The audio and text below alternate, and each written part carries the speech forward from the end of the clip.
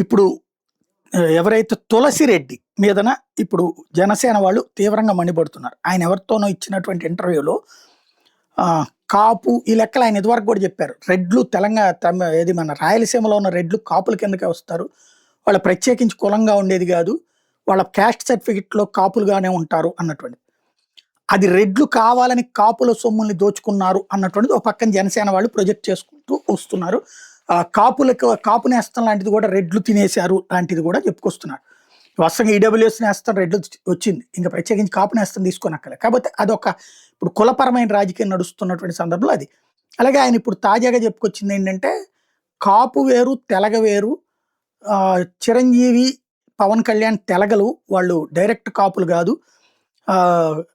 అసలు కాపులది గోదావరి, కృష్ణా, గుంటూరు జిల్లాలో ఉండే కాపులు వేరు ఇది అంటే, ఇటు వీళ్ళేమో కాపు, ఒంటరి, తెలగ ఇవన్నీ కూడా బలిజ ఇవన్నీ కాపు సామాజిక వర్గం కిందే అందరం ఓన్ చేసుకుంటున్నాం. పవన్ కళ్యాణ్ గారిని మీరు విభజించాలని చూడొద్దు అని చెప్పడం ఒక ఎత్తు అయితే, ఇప్పుడు రెడ్డి అంటే రెడ్లు కాదు, రఘువీరారెడ్డి గారి యాదవులు. అట్లాగే అనేక మంది రకరకాలైనటువంటి లెక్కలు ఉన్నాయి.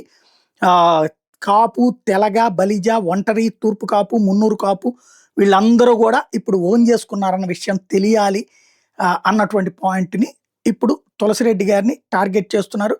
కాంగ్రెస్ నాయకులు తులసిరెడ్డి గారి కుటుంబీకులు, బంధువులు కూడా గతంలో తప్పులు చేశారు అన్నటువంటి కోణాన్ని ప్రొజెక్ట్ చేసే ప్రయత్నం చేస్తున్నారు.